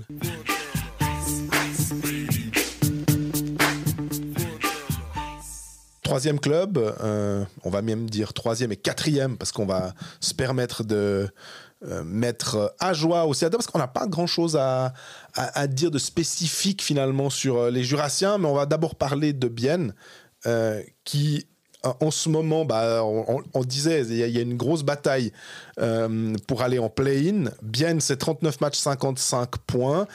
C'est 10 points de retard sur Cloton 6e avec, alors certes, 2 matchs de moins que les Aviateurs. Et puis, sur les 6 derniers matchs, c'est quand même 4 victoires et 12 points. Donc, il manque, c'est 2 victoires, 1 défaite. 2 victoires, 1 défaite. Il manque un peu le petit, peut-être, juste le petit kick. Cette dernière défaite contre Cloton, c'est pas qu'elle fait tâche, hein, évidemment, mais ils auraient mérité un peu mieux finalement, et peut-être profiter du fait que Cloton traverse une période un peu plus mouvementée. pour justement engranger ces points-là finalement contre un concurrent direct, j'ai envie de dire. Tu te souviens quand on parlait de Bienne comme étant offensivement la pire équipe et défensivement la pire équipe de la Ligue? On a un vrai changement qui s'est opéré sur les 10 derniers matchs. Bienne a commencé à avoir un jeu offensif un peu plus léché. Je ne parle pas en termes de buts marqués, mais en termes de buts escomptés. Bienne est la 3e équipe offensivement avec 2,53 expected goals par 60 minutes de glace à 5 contre 5. Ce qui est quand même sacrément mieux par rapport à ce qu'on a vu avant. En expected goal for, ils sont à plus de 50%. Donc là aussi, on voit que c'est une équipe qui va vers le positif, qui va vers le mieux. Sur les 10 derniers matchs, le box play est en place. Offensivement, ils sont en place. Ça devient une équipe qui mérite d'être à sa place, justement, en étant dans les places 8 à 10, alors que très longtemps, ils étaient en surperformance absolue. C'est plus le cas. Je pense que Bienne gagne un peu plus de matchs qu'ils n'en perdent. Et c'est mérité parce que c'est ce qu'ils produisent comme jeu finalement actuellement. On voit qu'il y a un Fabio Offer qui commence aussi à bien fonctionner actuellement. Et ça, c'est pas perdu parce que... sinon, Offer, il a 11 buts jusqu'à présent. Ouais. Il n'y a que 3 joueurs qui ont plus de 10 buts. C'est Elias Anderson, 10, mais en 27 matchs. Et c'est Rayala, forcément, avec 16 goals. C'est insuffisant, si on veut. Et c'était aussi, finalement, contre Cloton, on a vu un Harissa Terry. Dieu sait que dans ce podcast, on l'a toujours mis en valeur. Et je me rappelle, c'était hyper intéressant quand tu avais... Je crois que tu en as fait un article aussi dans ta newsletter de nombre de buts sauvés, finalement. Et il y avait Charlin qui touchait les étoiles. Voilà. Il y avait Sateri qui était dans l'espace. Voilà. Et puis, il y avait Pache qui était encore un tout petit peu dans la stratosphère, quoi. Voilà. Et les autres étaient juste derrière. Et Sateri, là, il fait une sortie sur le goal de Schreiber qui commence à marquer... ou Schreiber, je sais plus. Qui commence à marquer un peu plus de buts que ce qu'on pourrait attendre, qui pique des buts à des gars comme Simic, on va dire. 0. Voilà. Donc 1, c'est déjà plus. Et la sortie de Sateri, elle est loupée. Mais effectivement, quand chaque fois tu attends de ton joueur, de ce joueur-là, de cette pièce aussi importante, qu'il fasse chaque fois l'arrêt décisif, l'arrêt de plus, le truc... Une fois, il a le droit aussi d'être un petit peu moins bon et que tu vas le payer finalement. Mais tu disais aussi, ils ont 90 buts encaissés. On le citait pour le goal average, 89-90. Il manque clairement des buts mais les buts contre, ça va encore finalement. Ouais, là, actuellement, Bienne, c'est quand même une équipe, il manque les buts pour, t'as raison, mais c'est une équipe qui produit du jeu offensivement. Ils ont 34 shoots à Cloton, ils ont 3,5 expected goals en leur faveur, donc ils font un très joli match à Bienne. Ce qui m'embête du côté de Bienne dans la composition, c'est qu'en fait, les 3 joueurs les plus impactants sur les 10 derniers matchs, c'est Offer, Selin et Anderson. Tu me diras, étonnant, ils jouent ensemble.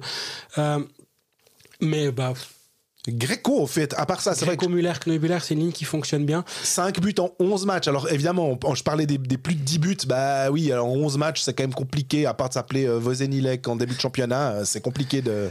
Mais du coup, tu as une ligne qui marche vraiment bien. Offer, Selin et Anderson, rien à dire. Tu as une ligne qui marche très bien, Kneubuller, Muller, Greco. Parfait.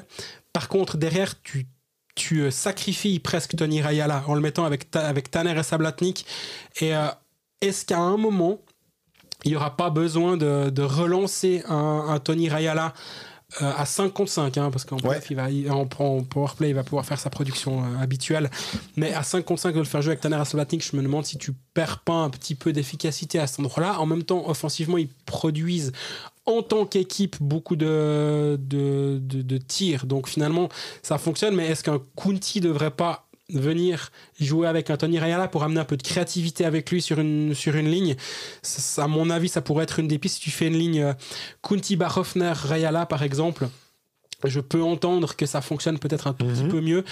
Il manque un Brunner. Là aussi, si tu mets Brunner à la place de Sablatnik, puis tu fais Brunner, Kunti, Rayala, tu commences à avoir une ligne offensivement beaucoup plus intéressante. Mais ouais, actuellement, c'est les limites du contingent biennois, justement, c'est d'avoir 2 lignes offensivement intéressantes, mais dès la 3e, ça commence un peu à tout sauter. Et c'est peut-être ça qui fera la différence, justement, dans certains matchs où tu vas pas être capable d'avoir le talent nécessaire pour juste aller pour passer au-dessus des 2 victoires, 1 défaite, 2 victoires, 1 défaite, et de faire cette petite série de 3-4. Et à Cloton, c'est assez symptomatique. Ils ont 20 tirs sur le premier shoot à 7 et ils perdent 2-1 au premier tiers-temps.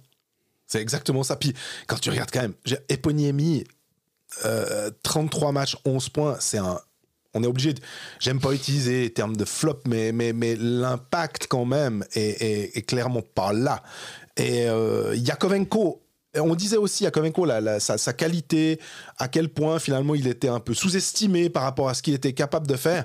On est aussi là obligé de regarder un tout petit peu la production de points, et on a 17 points avec un seul but marqué de la part des défenseurs. Luka Kristen qui en a 4 mais qui joue en attaque, donc on peut même pas mettre ça en avant. Sinon Burns, c'est pas un défenseur offensif. Grossman, il shoot, il le dit lui-même, j'ai fermé les yeux et j'ai shooté. Quand il a marqué, il a que 2 buts. Stampfli 2 goals, Christ 1 goal, Löw 2 goals, mais Löw il est blessé. C'est pas suffisant. Et après t'as un Delémont qui finalement ne joue que par toute petite touche comme ça, et il n'est pas du tout impliqué dans le jeu. Il jouer les playoffs à Holton. Exactement. Joueur du Jura, de ce que j'ai lu. Absolument. Donc ils ont quand même un problème de. On parlait de Fribourg avec ses défenseurs qui amènent quelque chose. Maintenant, sous Lars Leuenberger, il faudrait peut-être qu'il y ait quelque chose de plus de la part des arrières à Bienne aussi, surtout quand les attaquants, on leur demande beaucoup et qu'ils n'arrivent pas à produire comme il faut. Le problème, c'est qu'il te manque un Victor Löw, qui est, alors certes, c'est pas le défenseur le plus offensif qui soit, mais ça te permet aussi d'avoir peut-être 18-20 minutes de qualité d'un défenseur fiable défensivement, ce qui permet de libérer aussi un petit peu Yakovenko, qui joue ses 20 minutes, mais qui doit aussi pas mal assurer le rôle de premier défenseur, à la fois défensif et offensif. Exactement. Donc c'est vrai que là, il y a un petit souci à ce niveau-là. Et le problème, c'est que si tu mets Löw, tu rajoutes Löw, en fait, tu dois enlever quelqu'un devant. Et actuellement, on en parlait juste avant, mais... tu faisais la composition, hein. Si tu enlèves un attaquant étranger, ça veut dire que tu dois peut-être... Anderson et Salinen jouent, à mon avis. Rayala aussi. Rayala, il joue. Donc tu as Greco. Tu dois enlever Greco. Qui stabilise ou qui amène du danger sur une autre ligne. Exactement. Mais parce que tu as ton gardien aussi étranger qui va te prendre cette licence avec 2 défenseurs étrangers, ça fait déjà 3 sur 6. C'est assez mathématique finalement, et c'est là tout l'intérêt des fois d'avoir un gardien suisse qui tient la route aussi, ou alors de très très bons joueurs suisses, avec un Gaëtan Haas qui est forcément ton meilleur attaquant suisse qui est sur les plots. Ouais, c'est... Haas Brunner, hein. Tu rajoutes Haas et Brunner. Alors Brunner, je suis un tout petit... Ouais, mais t'amènes une profondeur offensive quand même. Tout à fait. Mais je suis un peu plus sceptique sur l'impact à son âge quand même. Hein. Bien sûr. Donc, après, tu me diras, regarde Julien Sponger. Mais quand même, il y a un autre contexte à Bienne. Mais ça fait chier, en fait, de ne pas avoir Damien Brunner qui joue, parce que au-delà du rayon de soleil, je me rappelle, il était là pour les... Sports Awards, on l'a vu dans le public parce que sa femme, hein, Nina Brunner, avec elles ont obtenu la médaille de bronze aux Jeux Olympiques. Voilà, meilleur team. J'étais présent. Exactement, meilleur team de l'année. De le voir là, tu te dis. Puis vraiment, on le repère tout de suite. On se dit, il y a Damien Brunner qui est là, et avec son sourire, on aimerait quand même. On aime bien le voir en costume, enfin, on va dire en smoking. On préfère le voir en joueur de hockey. D'ailleurs, pendant les Jeux Olympiques, je l'ai un peu tanné, je lui ai envoyé des messages pour faire des articles sur lui, pour raconter, il était au présent aux Jeux Olympiques en marge de l'entraînement d'été du HC Bienne, et il m'a dit non, moi je te donne pas d'interview avant septembre, là c'est tout pour Nina, c'est pas moi qui dois prendre la lumière à ce moment-là, c'est elle.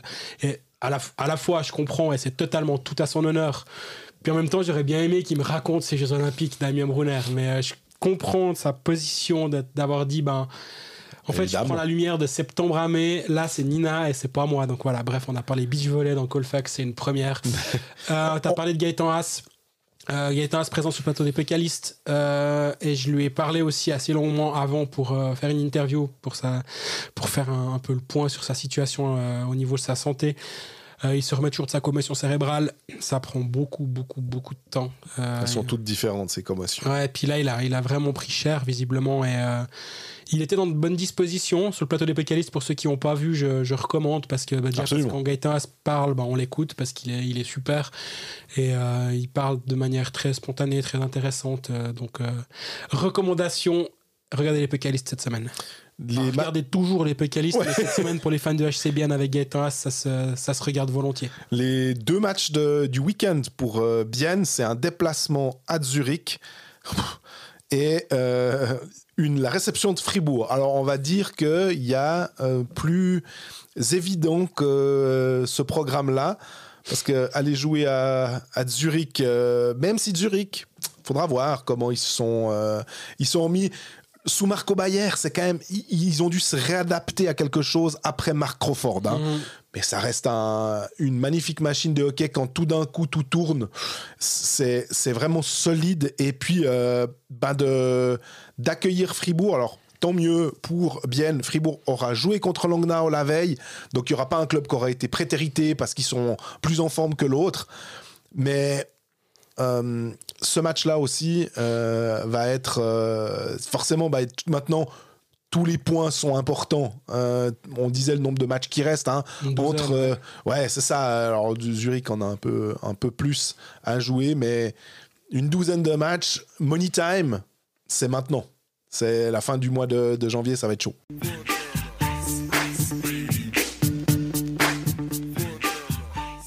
Du coup, on enchaîne sur le HC Ajoie.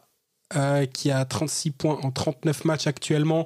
Il y a eu un petit moment, on m'a envoyé un message un ami m'a envoyé un message en rigolant en disant et tu vas faire comment pour t'excuser auprès de Jean-Fred quand Ajoie va passer Lugano et que tu avais dit devant la Suisse romande entière que jamais ça n'allait arriver quand il avait posé cette question et qu'il avait même pas que c'était une question débile. J'avais pas dit ça comme ça du tout.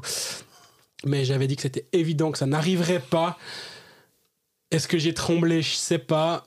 Mais effectivement, ça n'arrivera pas. Là, on est reparti avec 9 points d'écart. Lugano a un match de moins qu'Ajoie. Non, Ajoie va finir dernier, on le sait. Mais finalement, c'est pas important, en fait. Où termine Ajoie? Ce qui est important, c'est comment Ajoie termine sa saison et quelles habitudes vont être implémentées dans ce vestiaire au-delà des résultats à la fin des matchs. Petite question médiatique, on va dire. Quand tout d'un coup, et de nouveau, j'aime même pas le terme de rumeur, je sais même plus où c'est sorti, mais forcément que tout d'un coup, ça arrive sur le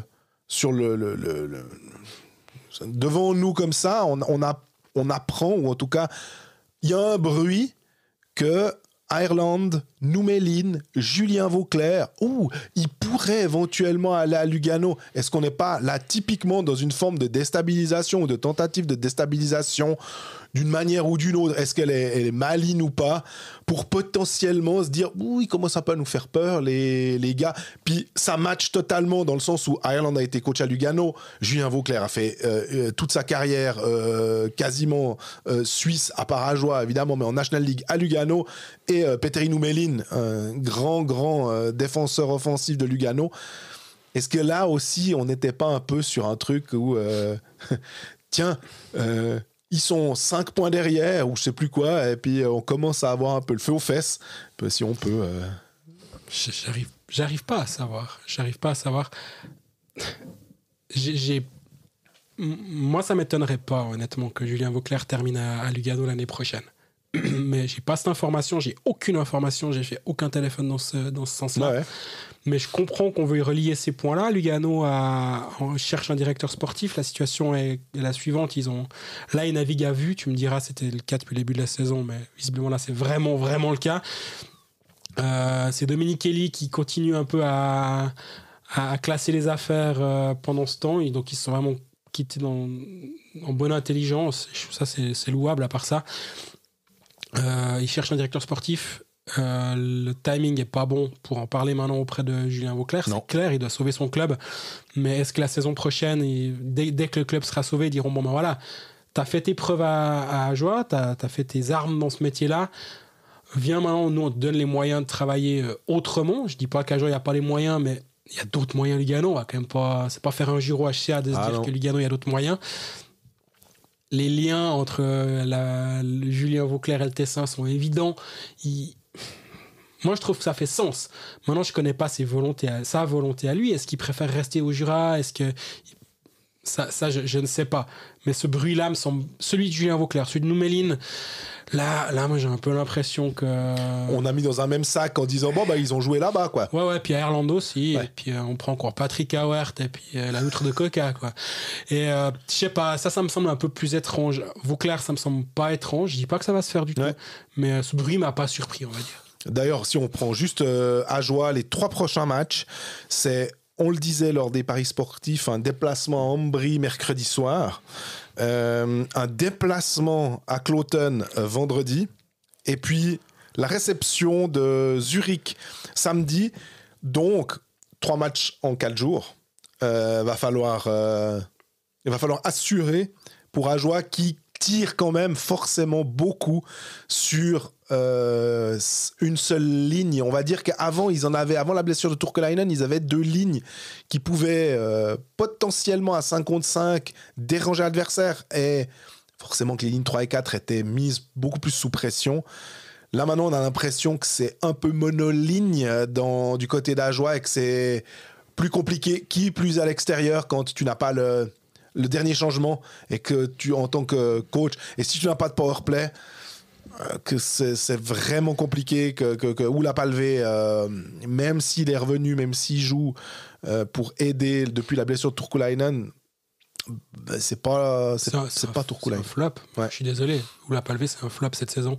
À part ça, entre les deux, d'avoir pas fait 2 home runs, mais 1 sur 2, c'est déjà pas mal. Ouais, puis Anthony Onka, c'est un home run. Et Bellemare aussi. Donc, non, je remets pas en cause le travail de même Nettinen.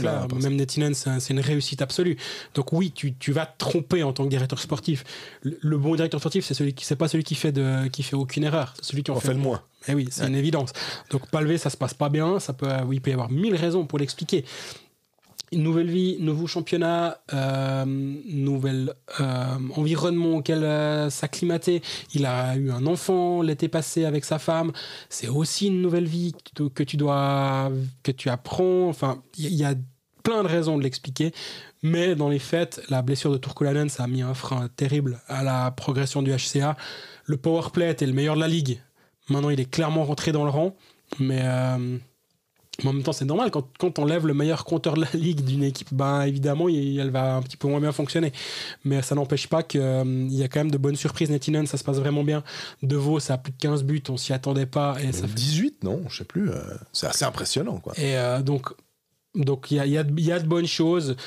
Ajoie rentre dans le rang justement parce qu'il y a moins de profondeur offensive. Ça s'est vu à Lausanne. T'es mené 2-0 à Lausanne, puis t'as 4 tirs dans le dernier tiers. Ouais. Et puis en périphérique, en plus.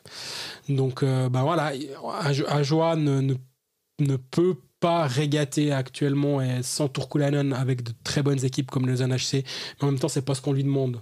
Donc, actuellement, Ajoie, ce qu'on leur demande, c'est de mettre en place de bonnes habitudes. Et ils sont vraiment, vraiment en train de le faire. Et moi, je suis convaincu par ce qui se passe.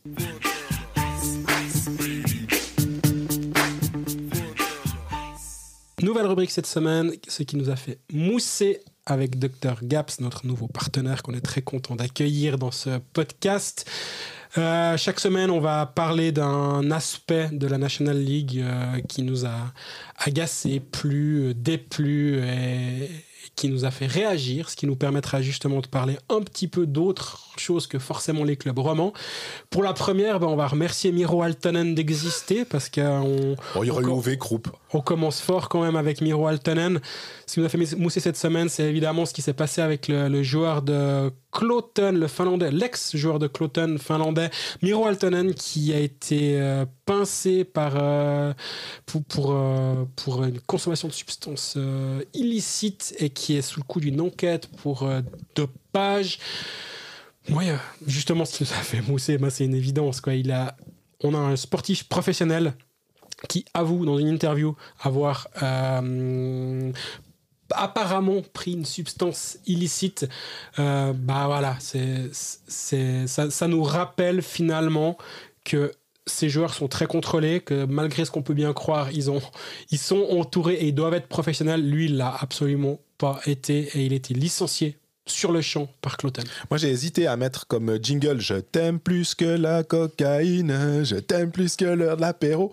Non, mais si on reprend le fil, ça a été news qui tombe, suspension provisoire pour dopage. Alors nous, on est là, ok. Le lendemain, on a l'agence de presse, c'était le matin, l'agence de presse finlandaise qu'il a eu le vendredi soir, je crois, qui explique avec des phrases de Miro Aaltonen, là où il dit apparemment j'ai consommé ça pendant les fêtes et tout. Et puis après, quasiment dans la foulée, l'après-midi, on apprend que Cloten le met un terme au contrat. Et puis après, nous, on se pose la question de mais attends, voir, Miro Aaltonen, il a signé pour 2 ans à Berne. Et c'est là aussi où, s'il avait juste été mis de côté, on en aurait parlé. Mais le fait qu'il ait encore un contrat avec un club suisse pour la suite, ça pose d'autres problèmes. Et on attend maintenant la suspension qui doit être de quoi ? De 1 mois, X match. C'est difficile à imaginer parce que c'est des cas qui se produisent assez rarement en fait. Ouais, et puis finalement, là, il y aurait plein de questions qui vont se poser parce que s'il est suspendu, admettons 3 mois, donc il est suspendu jusqu'à la fin de la saison, on va dire. Est-ce que Berne, pour cette raison-là, doit rompre son contrat futur, ou est-ce que finalement on doit arriver à la conclusion que c'est un joueur qui a fait une erreur, qui a été puni, qui a été suspendu, et voilà, en fait il a un casier entre guillemets, et est-ce que derrière on doit dire c'est un cas, il a payé pour sa faute, et ça doit pas lui coller au patin jusqu'à la fin de sa carrière. Absolument. Parce que c'est quelque chose de terminé finalement, et ça va être vraiment vraiment intéressant de voir comment le CP Berne réagit finalement à cette situation. Je pense qu'ils sont en train d'attendre très fébrilement la sanction. Alexis Peltonen, quand il était à Davos, a été suspendu 3 mois parce qu'il a, pour un problème administratif où il est diabétique et ils avaient oublié de mentionner qu'il prenait de l'insuline, et il a été suspendu 3 mois pour un problème administratif. S'il a une sanction dans ce goût-là, je trouverais ça vraiment, vraiment dur. Parce que Peltonen, c'est un problème administratif pour une maladie qui est déclarée, qu'il a jamais cachée. Et c'est un manquement de son club qui lui a coûté ça. Tandis que Aaltonen, c'est une erreur de sa part et qui devrait être beaucoup plus sévèrement puni, selon moi. Absolument. Difficile maintenant, si c'est sévère, ça peut être quoi, 6 mois comme suspension. On est au mois de janvier, donc ce serait jusqu'au mois de juin, mais ça n'a pas tellement d'intérêt de le suspendre pendant l'été où il n'y a pas de championnat. Donc là aussi, c'est difficile d'imaginer la sanction totale. Par contre, il y a aussi une question pour moi d'exemplarité, évidemment. Les jeunes, de leur montrer ce qu'il ne faut pas faire. Je pense que ça, c'est quand même quelque chose qui doit être pris en compte. Pour le dopage, on ne veut pas voir ça. Alors, je ne dis pas qu'il doit payer pour les autres, mais ma foi, selon moi, effectivement, la sentence doit être quand même en adéquation avec ce qu'on veut montrer comme valeur, exactement. Premier épisode chargé sur cette nouvelle rubrique. On en profite pour vous rappeler qu'avec le code promo Colfax15 sur le shop du Dr Gabs, vous avez 15% de rabais sur vos commandes de bière. On rappelle qu'il y a la placebo si vous faites le Dry January qui est toujours disponible pour les bières sans alcool. Et surtout, on rappelle également que le 11 mars prochain, on fait un événement justement dans la brasserie de Dr Gabs avec un enregistrement d'épisodes en direct. On a déjà reçu beaucoup de demandes spontanées d'auditeurs qui veulent participer. On vous a répondu à tous, donc ceux qui nous ont fait la demande, et si vous n'avez pas eu de réponse de notre part, c'est une erreur, mais je pense qu'il n'y en a pas eu d'erreur. Il y a juste quelqu'un qui nous a envoyé sur un message via Twitter et qui, j'ai dit combien de places et il a toujours pas répondu. Et son pseudo c'est Chacal, donc s'il écoute, qu'il se manifeste. Exactement. Et donc, si vous avez envie d'être des nôtres pour cet événement, écrivez-nous. Les places sont limitées, donc on va pas pouvoir. Il n'en reste plus beaucoup là. On va pas pouvoir accueillir tout le monde, mais il reste encore quelques places, donc à votre bon cœur.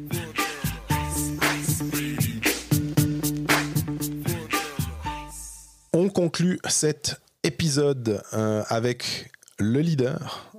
Ça, c'est vraiment du pur théorème de Colfax. Quand ça va bien, on le place à la fin.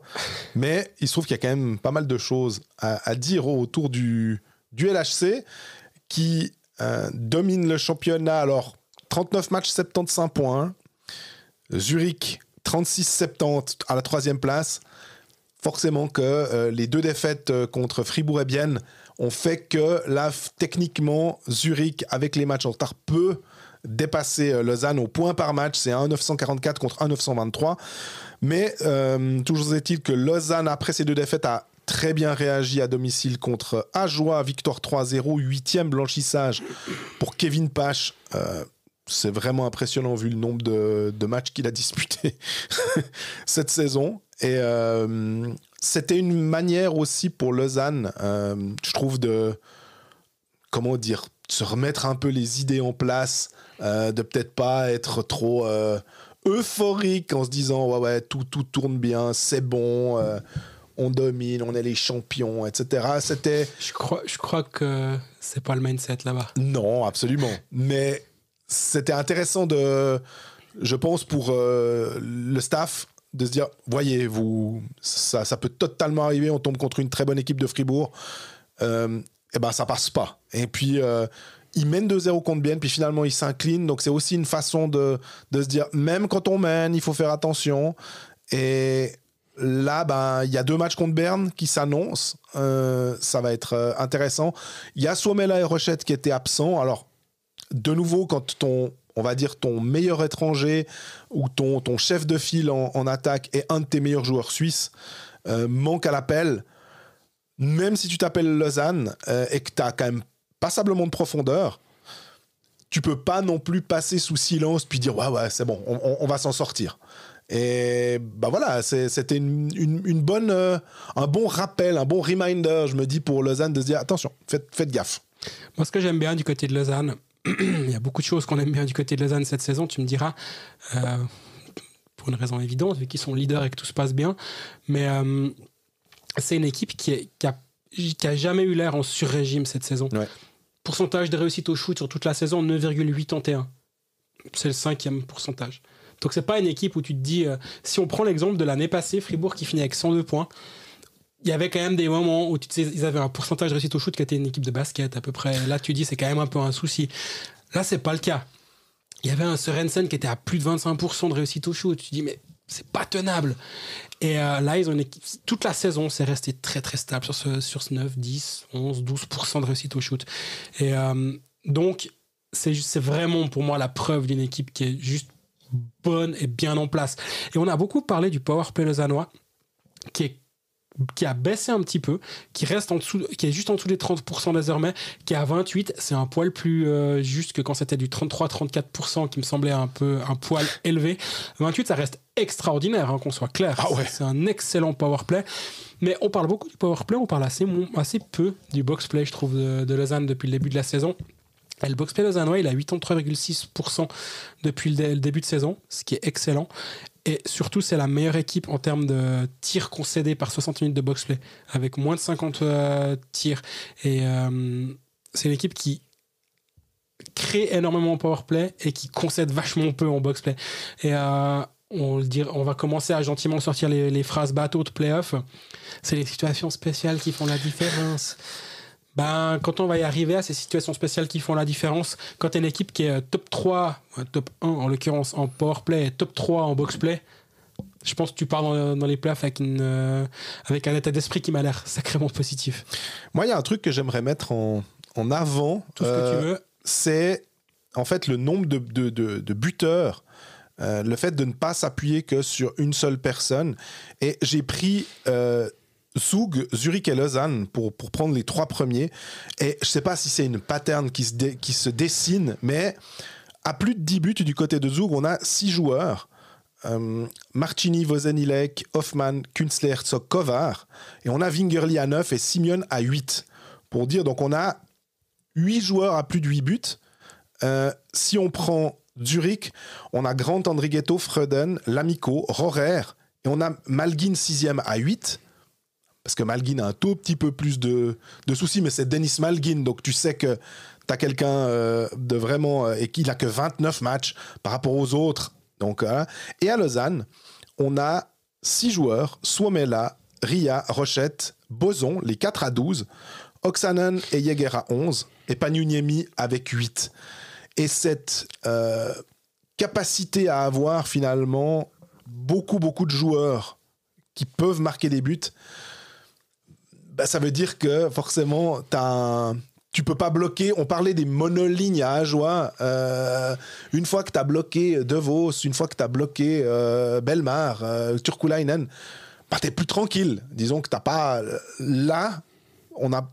Et c'était sans même encore mentionner un Koukanen, par exemple, qui est un étranger important et qui a que 6 goals. Donc, il y a même moyen d'améliorer ça. Et c'est peut-être ça qui fait. Annonce qu'il veut un attaquant étranger. Il l'a annoncé dans le 24 heures, sauf erreur, la semaine dernière, où justement pour renforcer l'équipe avant la deadline du 15 février pour les étrangers, c'est 31 janvier pour les joueurs suisses, il aimerait un attaquant étranger de plus. Je peux imaginer que le rendement de Koukanen, qui reste une énigme, il fait exactement la même saison qu'à Fribourg, à savoir la production c'est la même. Et de temps en temps, il a des flashs. De temps en temps, tu te dis, mais il est quand même sacrément bon, machin. Notamment la passe qu'il fait. Par exemple. Puis après, il disparaît un petit peu. Et lui, il est frustrant. Il est vraiment frustrant, ce joueur, et c'est dommage. Et je peux imaginer qu'il frustre aussi John Foust. Je dis pas qu'il veut engager un étranger parce que Koukanen ne lui convient pas, attention. Mais ça amènera une concurrence supplémentaire. Ça amènera peut-être une dimension supplémentaire. On rappelle l'année passée, ce qui a permis aussi à Zurich de gagner, c'est d'avoir des Derek Grant qui fait la différence en playoff. C'est pas Freuden qui fait la différence l'année passée en playoff, c'est plutôt un Derek Grant. Et Lausanne en avait un avec Michael Raffel. Ce sera ce genre de joueur-là, peut-être qu'un John Foust va vouloir engager. Vozelinek, là on le voit plus beaucoup depuis 3 mois, mais quand on va commencer à arriver en playoff, il veut être pénible à jouer. Absolument. Donc je pense que d'avoir un attaquant d'impact, et quand je dis d'impact, c'est pas qu'une question de but et d'assist, mais au contraire, c'est presque tout sauf les buts et les assists, c'est tout le reste. Ça va peut-être vouloir intéresser un John Foust. Sklenicka, immense pas vers l'avant. Ouais. Il a une progression qui était linéaire. Là, je pense qu'on est clairement en train d'avoir un palier qui est en train d'être franchi par Sklenicka. Là, moi, je trouve que ça devient vraiment solide et j'aime bien ce qu'il propose. Ça nous permettra de parler de défenseur juste après 2 secondes. Là, il a 21 points sur les 39 matchs, mais au-delà de ça, là, cette semaine, il fait 0 points contre Fribourg. Il fait, certes, 2 points contre Bienne, mais 0 points contre Ajoie. Mais au-delà de ça, moi, je trouve que l'impact, quand il est sur la glace, commence vraiment à être intéressant. Et je trouve que ça doit devenir un candidat pour la saison prochaine, Sklenicka, à mon avis. Je n'ai pas posé la question à Foust. J'espère pouvoir la lui poser assez rapidement. Mais je pense qu'il aime bien ce qui est en train de se passer avec ce joueur. Il est hyper fiable, il est solide, il est offensivement appliqué. On va pas se mentir, moi je vais le prendre en hockey manager dès que j'aurai des transferts à disposition parce qu'il me plaît vraiment bien. En parlant de... on va juste revenir d'abord une question avant la rumeur. C'est Laurent qui nous dit « Bonjour, merci pour votre excellent podcast que j'écoute chaque semaine. Savez-vous ce qu'il se passe avec Czarnik ? Il a été annoncé partant de Berne pour Lausanne, ce qui a même été confirmé par les dirigeants bernois dans des interviews. Par contre, il n'a pas encore été annoncé par le LHC. Merci beaucoup. » Rien ne me laisse penser qu'il va pas venir à Lausanne. En général, Lausanne, c'est pas l'équipe qui annonce le plus vite ses transferts pour l'année d'après. Ils vont sur leur propre échéancier, j'ai l'impression. Donc, le fait que ça ne soit pas annoncé, je me dis que ça ne me choque pas, disons. Et je pense qu'il sera lausannois l'année prochaine. J'ai honnêtement pas plus cherché la confirmation que ça parce que ça m'avait l'air assez clair dans tout ce qu'on a lu là autour. On va peut-être bosser là autour pour vite le confirmer ces prochains jours, mais il y a de fortes chances que Tjernik soit à Lausanne l'année prochaine. Ce qui nous amène aussi avec les 3 dernières lettres de son nom, Enika.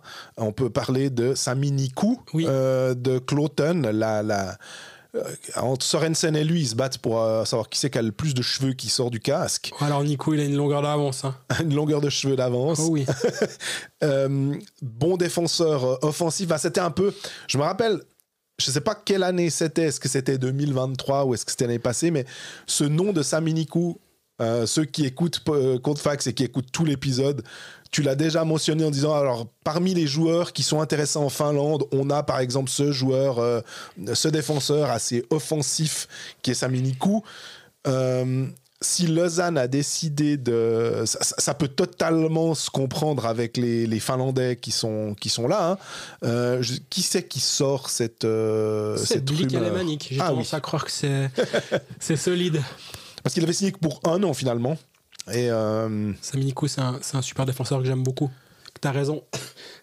Il connaît le nom de son gardien ou bien? Non, il est mieux que ce qu'on croit. Je pense vraiment que c'est un bon défenseur. Il va, si ça se fait, j'ai rien qui me laisse penser que ça va pas se faire. Il apportera beaucoup à Lausanne. C'est un défenseur que j'aime beaucoup, beaucoup, beaucoup. J'ai pas la confirmation que c'est fait, mais j'ai pas cherché parce que si mes collègues l'écrivent, ils ont pas écrit que c'est fait. Hein. Non. Ils sont assez positifs que ça va se faire. Je pense que c'est un super transfert de la part de Lausanne. Il a plus à apporter offensivement encore que ce qu'il a montré, je pense, pour l'instant du côté de Kloten. Donc, ouais. Gros coup si ça se fait. Et ouais, comme tu l'as dit, t'as une sacrée mémoire à part ça, mais c'est vrai qu'une fois ou deux je l'ai mentionné parce que moi j'aime vraiment bien ce défenseur.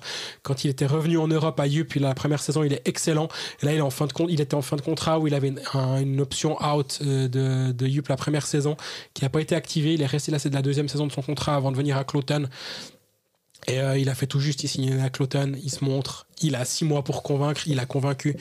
Et si ça se fait, ouais, ça va être une jolie acquisition pour Lausanne. On peut juste revenir aussi sur... là, je sais pas si c'est la jolie histoire, c'est peut-être vraiment exagéré, mais le fait que Raphaël Prassel ait pu marquer un but pour son 3e match, là, tu sens que ça va dans la bonne direction aussi, et on le mentionnait, qu'en centre de 4e ligne, ou en tout cas, si ça se passe comme ça, d'avoir un Raphaël Prassel au moment des playoffs, ça peut de nouveau aller vers le bon ou le beau pour Lausanne, parce qu'évidemment, c'est quelqu'un qui, dans le line-up, peut potentiellement, s'il y a un blessé, peut jouer comme ailier sur une de tes lignes offensives, ou alors faire une ancre, par exemple, sur ta 4e ou une autre ligne, par exemple, mais un peu physique, cette mentalité suisse-allemande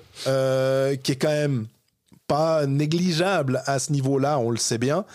Je me dis que, ouais, il y a des bons signes de ce côté-là à Lausanne. Surtout que là l'équipe avec Ugly, Fuchs et Payuniemi, c'est pas encore la vraie équipe dans une des lignes, parce que justement il manque encore Rochette Suomela si on regarde le line-up de samedi soir contre Ajoie. Et malgré ça, tu commences à avoir une 4e ligne qui commence à avoir un peu plus d'impact, justement avec un Raphaël Prassel, et après si tu descendras peut-être encore un petit peu Ugly à cet endroit-là à un moment ou un autre. Donc oui, t'as signé Holdener pour 3 ans. J'allais y venir justement. Donc Holdener a signé pour 3 ans, c'est 3 ans, je sais pas. Si on m'avait dit 2 ans, je me serais peut-être dit ouais, c'est très bien. En même temps, Holdener a mérité d'avoir une chance. Il n'a pas mérité d'avoir une chance. Il a obtenu une chance à Lausanne, et durant sa chance, il a mérité de signer un nouveau contrat. C'est la première fois qu'il a un contrat à long terme quelque part. Je peux imaginer, de toute façon, c'est un joueur de fond, un joueur de profondeur, voilà. C'est pas du tout dépréciatif ce que je dis. Absolument. Que tu le signes 2 ou 3 ans, c'est pas ça qui va changer le budget des Lausanne HC ni dans un sens ni dans l'autre. Mais par contre, c'est un joueur qui t'amène quelque chose, qui connaît son rôle, qui sait jouer en box-play, qui sait jouer sur une 4e ligne, qui va jamais vouloir plus que ce qu'on lui donne. Il va toujours prendre ce qu'on lui donne. Et Souvent, on parlait du fait qu'il marquait beaucoup de buts dans la cage vide l'année dernière, mais justement, c'est un joueur à qui on fait confiance à Lausanne. Et il a mérité la confiance qu'on lui a donnée là en lui donnant 3 ans supplémentaires. Donc, c'est une jolie... Tu parlais de la belle histoire, je pensais que tu allais parler de Makaï Holdener ça doit lui faire tout bizarre de rester aussi longtemps au même endroit. Lui qui changeait 3 fois par année de club, ou presque, j'exagère vraiment, mais c'est quelqu'un qui a eu de la peine à trouver sa niche, entre guillemets, où il est bien, où on lui donne un rôle et parce qu'avec son physique, tu diras on va pas le mettre, lui ça doit être un joueur du top 6 parce que il a des mains, il est capable de jouer au hockey. Plus bas on le mettra pas, on lui fera pas confiance dans une 4e ligne. Non, c'est ce qui s'est passé à Lausanne et ça se passe bien pour lui à Lausanne. Donc en plus humainement, moi c'est quelqu'un que j'aime beaucoup. Il est toujours sympa, toujours de bonne humeur, très bon sur le plateau des pécalistes aussi à part ça. Excellent en interview Makaï Holdener. Et je comprends que dans la good vibe que tu peux essayer de vouloir cultiver dans une équipe, d'avoir un Makaï Holdener, c'est pas que ça. Non, justement. Ouais. Mais en plus de ce qui t'apportera sur la glace, d'avoir justement quelqu'un qui va jamais faire de vagues, qui va tout le temps être positif, qui va travailler. Ouais, moi, franchement, si on m'avait dit de parier sur Makaï Holdener quand il est arrivé à Lausanne, je pensais pas qu'il allait à terme signer un contrat de 3 ans et c'est la preuve que qu'en bossant de la bonne manière, qu'en ayant la confiance de ton directoire, il y a de bonnes choses qui peuvent se passer, puis il y a de bonnes choses qui se passent pour lui, donc très content pour Makaï Holdener.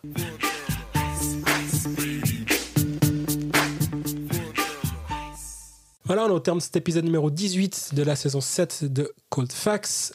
Merci pour votre fidélité, merci pour votre compréhension après le hiatus de la semaine dernière, première utilisation du mot hiatus dans Cold Facts j'imagine depuis le début.